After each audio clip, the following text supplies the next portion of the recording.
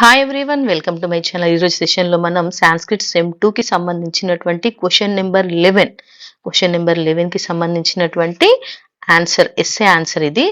మధురోపదేశ. Okay, ఈ మధురోపదేశ అనే ఈ క్వశ్చన్కి సంబంధించినటువంటి ఆన్సర్ నేను తెలుగు వర్షన్ అలాగే ఇంగ్లీష్ వర్షన్ రెండిట్లోనూ చూపిస్తాను. ఎవరికి ఎందులో వీలవుతుంది, ఎందులో ఈజీ అనిపిస్తుందో అందులోనే మీరు చదువుకోవడానికి ట్రై చేయండి.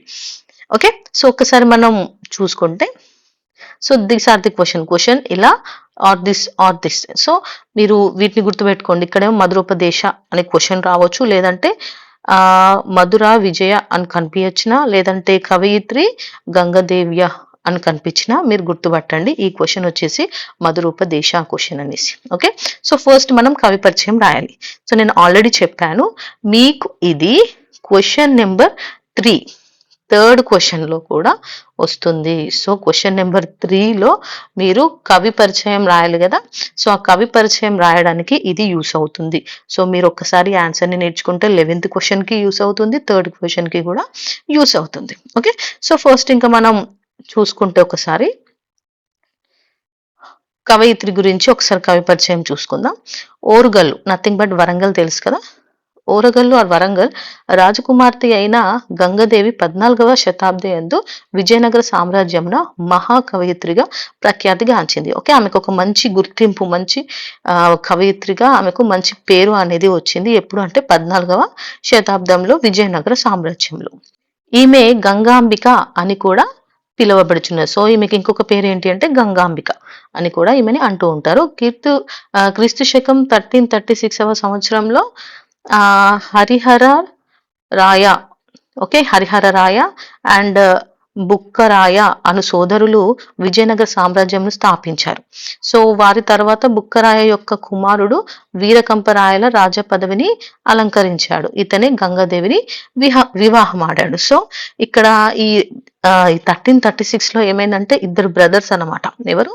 హరిహర రాయ, ఇంకొకరు బుక్కరాయ. సో వీళ్ళిద్దరూ కలిసి ఈ విజయనగరం అనే సామ్రాజ్యాన్ని స్థాపించారంట. సో వారి తర్వాత బుక్కరాయ అనే ఒక కుమారుడు ఉంటాడు కదా. సో ఆయన కుమారుడైనటువంటి వీరకంపరాయల రాజ పదవికి తీసుకున్నాడు అనమాట. సో ఆయన తర్వాత నెక్స్ట్ జనరేషన్ వీరకంపరాయలు తీసుకున్నారు. సో ఇతనినే గంగాదేవి వివాహం ఆడింది. సో ఈయన వైఫే గంగాదేవి. యువరాణి అయిన గంగాదేవి బాల్యం నుండియే కాకతీయ ప్రతాపరుద్రుని యొక్క ఆస్థాన కవి మరియు సౌగంధికాపహరణం నాటకకర్తయగు విశ్వనాథుని వద్ద మరియు కృష్ణ చరితం కర్తయగు అగత్స్య పండితుని వద్ద విద్యాభ్యాసం చేసి గొప్ప పాండిత్యమును సంపాదించింది. సో ఆమె విశ్వనాథుడు అలాగే అగత్స్య ముని ఉంటారు కదా, ఆ పండితులు. సో ఆయన దగ్గర ఆమె విద్యాభ్యాసం అంటే ఎడ్యుకేషన్ అక్కడ చేసింది. గంగాదేవి వీరరస ప్రధానమైన 9 సర్గలతో కూడిన మధుర విజయం అను కావ్యమును రచించింది. సో ఈమె మధుర విజయం అనే దాన్ని ఫస్ట్ రచించారంట.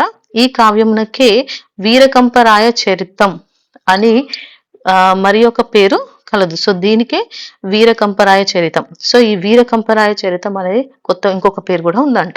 ఈ కావ్యం నందు కథానాయకుడు గంగాదేవి భర్తయకు వీరకంపరాయలే. సో ఇందులో మెయిన్ హీరో ఎవరు అంటే ఆమె హస్బెండే వీరకంపరాయలు. దీని యందు వీరకంపరాయల యొక్క వీరోచిత కార్యములు ప్రధానముగా తమిళనాడులోని మధురా నగరంపై అతడు సాధించి దిగ్విజయము గురించి రమణీయముగా వర్ణించబడెను. సో ఆయన ఎలా అక్కడ సాధించాడు, ఎలా అక్కడ యుద్ధం చేశాడు, ఆయనను పొగుడుతూ ఆమె మొత్తం ఆయన వీరోచిత కార్యక్రమాల గురించి అందులో చెప్పిందంట. అందుకే ఈ కావ్యమునకు మధుర విజయం అనేది పేరు సార్థకమగుచున్నది. సో అందుకే దీని పేరుని మధుర విజయం అనేసి అన్నారంట. సో ఇది వచ్చేసి ఓన్లీ మన కవయిత్రి గురించి. నెక్స్ట్ ఇంకా అసలు ఈ స్టోరీ యొక్క మెయిన్ థీమ్ ఏంటి అని చూసుకుంటే, మధురోపదేశం యొక్క ప్రధాన భావం ఏమిటంటే ఒక మంచి రాజు లేదా నాయకుడు వినయం, ధర్మం, న్యాయం, ఆత్మనిగ్రహం, గురుభక్తి మరియు ప్రజాహితం వంటి సద్గుణాలను కలిగి ఉండాలి. సో ఒక మంచి రాజు ఎలా ఉండాలి, అతను నాయకుడైతే ఎలా ఉండాలి, మంచి వినయం, ధర్మం, న్యాయం, ఆత్మనిగ్రహం అనేవి ఖచ్చితంగా ఉండాలి. రాజు అహంకారం, యవ్వన ముదం, జూదం, మద్యపానం, వేట, స్త్రీ వ్యామోహం వంటి వ్యసనాలకు దూరంగా ఉండాలి. సో ఎప్పుడైతే వ్యసనాలు ఉంటాయో అప్పుడు రాజు ఎప్పుడు కూడా రాజ్యాన్ని కరెక్ట్ గా చూసుకోలేడు. గురువులు పెద్దల ఉపదేశాలను గౌరవించాలి. ప్రజల సంక్షేమాన్ని లక్ష్యంగా పెట్టుకొని ధర్మబద్ధంగా పాలించాలి. నిజమైన గొప్పతనం శక్తిలో కాదు, సద్గుణాలు మరియు మంచి నాయకత్వంలో ఉందని ఈ పాఠం తెలియజేస్తుంది. సో ద మెయిన్ థీమ్ అంటే ఎప్పుడూ పెద్దలకు గౌరవించాలి, వాళ్ళ మాటలను వినాలి, గురువుల ఉపదేశాలను వినాలి. సో ఎలాంటి వ్యసనాలకు లోనవ్వద్దు. అప్పుడే మనం రాజ్యాన్ని, రాజ్య ప్రజలని చక్కగా పాటించగలం అనేసి చెప్తున్నారు. ఇంకా మనం ఇందులోకి వెళ్తే స్టోరీలోకి, ఎస్సేలోకి వెళ్తే సారాంశం, మధురోపదేశంలో రాజు బుక్కరాయలు తన కుమారుడైన వీరకంపరాయలకు ఒక ఆదర్శ రాజు ఎలా ఉండాలో మధురమైన అర్థవంతమైన ఉపదేశాలను చేస్తాడు. సో వాళ్ళ తండ్రి బుక్కరాయలు ఆయన కొడుకైనటువంటి వీరకంపరాయలు, అంటే ఇప్పుడు మన రైటర్ యొక్క హస్బెండ్ అన్నమాట. ఈయనకు వీళ్ళ నాన్న చెప్తున్నాడు అనమాట ఒక రాజు ఎలా ఉండాలి అనేసి. శత్రువులను జయించి గొప్ప పేరు తెచ్చుకున్న వీరకంపరాయలు అహంకారానికి లోను కాకుండా వినయంతో ప్రజలను పరిపాలించాలని తండ్రి బోధిస్తాడు. సో మనం ఒకరి మీద గెలిచామంటే ఎప్పుడు మనకు అహంకారం ఉండొద్దు, వినయంగా ఉండాలి. ఈ పాఠం మంచి పరిపాలన, ధర్మం, వినయం, గురుభక్తి మరియు వ్యసనాలకు దూరంగా ఉండటం వంటి విలువైన జీవిత సూత్రాలను తెలియజేస్తుంది. బుక్కరాయలు మొదట గురువు ఉపదేశం యొక్క గొప్పతనాన్ని వర్ణిస్తారు. ఫస్ట్ గురువు గురించి చెప్తారనమాట. గురువు చెప్పే మాటలు రత్నాల కంటే విలువైనవి అంట. సజ్జనులు గురువుల మాటలను శ్రద్ధగా విని ఆచరిస్తారు. కానీ అహంకారం, మూర్ఖత్వం కలిగిన వారు పెద్దల సలహాలను పట్టించుకోరు. అందువల్ల ప్రతి వ్యక్తి, ముఖ్యంగా రాజు, గురువులు ఉపదేశాన్ని గౌరవించాలి. సో దీన్ని బట్టి ఏమర్థమైంది, మనం ఎప్పుడు గురువు మాటను వినాలి అనేసి చెప్తున్నారు. తర్వాత యవ్వనం గురించి హెచ్చరిస్తాడు. యవ్వనంలో అహంకారం, కోపం, కామం, నిర్లక్ష్యం వంటి దోషాలు ఎక్కువగా ఉంటాయి. ఈ దశలో మనిషి తన వివేకాన్ని కోల్పోయే ప్రమాదం ఉంది. అందువల్ల యువకులు ఆత్మ నిగ్రహంతో మంచి ఆలోచనలతో జీవించాలని చెప్తున్నాడు. సో యంగ్ ఏజ్ లో అన్నింటికి అట్రాక్ట్ అవుతుంటాం. సో అలాంటి టైంలో మనం చాలా జాగ్రత్తగా ఉండాలి, ఆత్మ నిగ్రహం ఉండాలి అని చెప్తున్నారు. అలాగే స్త్రీ వ్యామోహం, జూదం, వేట, మద్యపానం వంటి వ్యసనాలు రాజుని మరియు సాధారణ మనిషిని కూడా నాశనం చేస్తాయని చెప్తారు.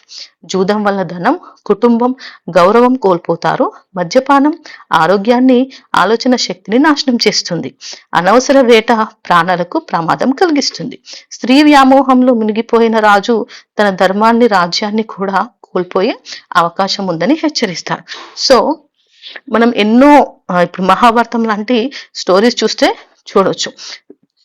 సో ఒక మనిషి స్త్రీ వ్యామోహం వల్ల కానీ, జూదం, వేట, మద్యపానం ఇలాంటి వాటి వల్ల ఎంత నాశనం అవుతారు అనేదాన్ని మనం చూస్తామన్నమాట. సో దాన్ని అట్లా చూసుకోవచ్చు.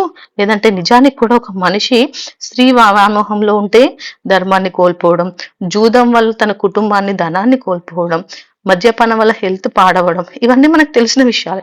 ఓకే, సో ఈ మంచి మాటల్ని వాళ్ళ ఫాదర్ చెప్తున్నాడు అనమాట. రాజు ఎల్లప్పుడూ ప్రజలతో ప్రేమగా, మృదువుగా మాట్లాడాలి. సో ఎప్పుడు కూడా ప్రజలతో మనం చాలా ప్రేమగా ఉండాలి.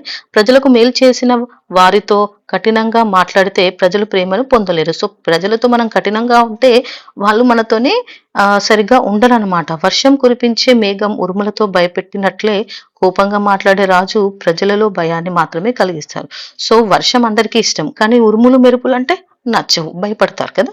సో అలాగే రాజు కూడా ఎప్పుడైతే కఠినంగా మాట్లాడతాడో అప్పుడు ప్రజలు భయపడతారు అనమాట. సో అందుకే రాజు చాలా ప్రేమగా ఉండాలి. రాజు అధిక శిక్షలు విధించకూడదు, అంటే ఇష్టం వచ్చినట్టు వాళ్ళకి పనిష్మెంట్స్ అనేవి ఇవ్వద్దు. ధర్మబద్ధంగా, న్యాయంగా చేయాలి.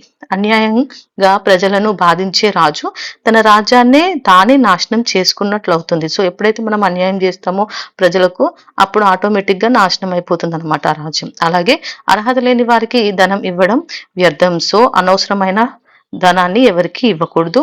యోగ్యులకు మాత్రమే సహాయం చేయాలి, లేకపోతే అది పవిత్రమైన హోమ ద్రవ్యాన్ని శ్మశానంలో అగ్నిలో వేయడం వంటిది అని బుక్కరాయలు ఉపమానంతో వర్ణిస్తారు.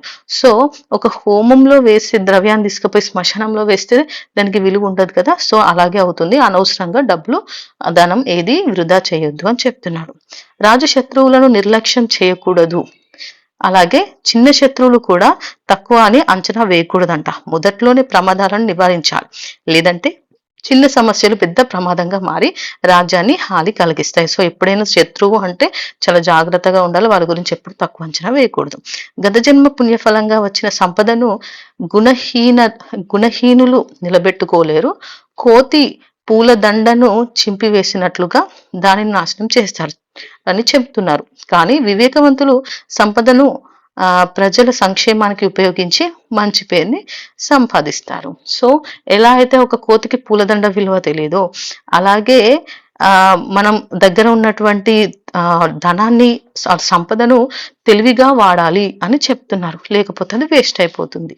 చివరిగా బుక్కరాయలు తన కుమారుడికి ధైర్యం, వినయం, వివేకం, ధర్మం, గురుభక్తి, ప్రజాహితం వంటి సద్గుణాలను అలవర్చుకోవాలని ఉపదేశిస్తాడు.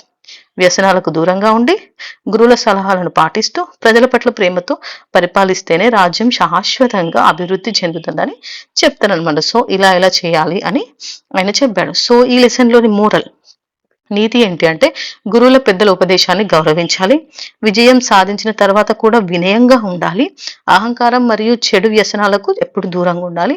జూదం, మద్యపానం, వేట, స్త్రీ వ్యామోహం వంటి వ్యసనాలు జీవితాన్ని నాశనం చేస్తాయి. ధర్మం, న్యాయం, దయ, ఆత్మ నిగ్రహంతో జీవించాలి. ప్రజల సంక్షేమమే రాజు యొక్క ప్రధాన కర్తవ్యం. సద్గుణాలు, క్రమశిక్షణ, మంచి నడవడిక కలిగిన వారే నిజమైన విజయాన్ని మరియు శాశ్వత కీర్తిని పొందుతారు. ఓకే, సో నెక్స్ట్ ఇంకా కంక్లూజన్ లోకి వెళ్తే మొత్తానికి మధురోపదేశం ఒక ఆదర్శ రాజుకు అవసరమైన గుణాలను, దూరంగా ఉండవలసిన దోషాలను, గురుభక్తి, వినయం, ధర్మపాలన, ప్రజాహితం, ఆత్మ నిగ్రహం మరియు మంచి నాయకత్వం లక్షణాలను బోధించే గొప్ప నీతి గ్రంథం. అంతే కదా, ఒక రాజు ఎలా ఉండాలి, ఎలా ఉండకూడదు అనే విషయాన్ని ఇక్కడ చెప్తుంది. బుక్కరాయలు తన కుమారుడికి ఇచ్చిన ఈ ఉపదేశాలను రాజులకు మాత్రమే కాకుండా ప్రతి వ్యక్తి జీవితంలో కూడా ఆచరించదగినవి, విలువైన సందేశాలను అందిస్తాయి. సో ఇది వచ్చేసి తెలుగు వర్షన్. సో ఇది నేను ఇప్పుడు చూపించేది ఇంగ్లీష్ వర్షన్ అన్నమాట. సో ఇంగ్లీష్ వర్షన్ కనిపిస్తుంది కదా, దీన్ని మీరు స్క్రీన్ షాట్ తీసుకోండి. ఇది వచ్చేసి about the author Gangadevi and next this is the theme and summary. Screenshots తీసి చదువుకోండి. ఓకే, అండ్ మీరు రాసేటప్పుడు కూడా ఈ ఆన్సర్ మీకు ఏం చిన్నది అవ్వదు.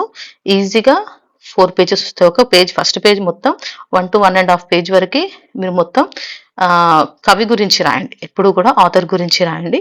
అది కంప్లీట్ అయిపోయిన తర్వాత ఈ ఆన్సర్ని రాసేయండి. మళ్ళీ మోరల్ ఇవన్నీ రాసేసరికి ఆటోమేటిక్గా ఈజీగా మీకు 4 పేజెస్ వరకు ఆన్సర్ అనేది వస్తుంది. ఓకే, ఈజీగా మీరు 12 మార్క్స్ని స్కోర్ చేసుకోవచ్చు. So this is about the answer. మీకు ఒకవేళ కావాలి అనుకుంటే మీరు మధ్య మధ్యలో సాంస్క్రిట్ సెంటెన్సెస్ని కూడా ఏమైనా యాడ్ చేసుకోవచ్చు. కష్టం అనుకుంటే వదిలేయండి. Okay, so this is all about this answer. మనం మళ్ళీ నెక్స్ట్ వీడియోలో కలుద్దాం. Until then thank you for watching my video. Bye by.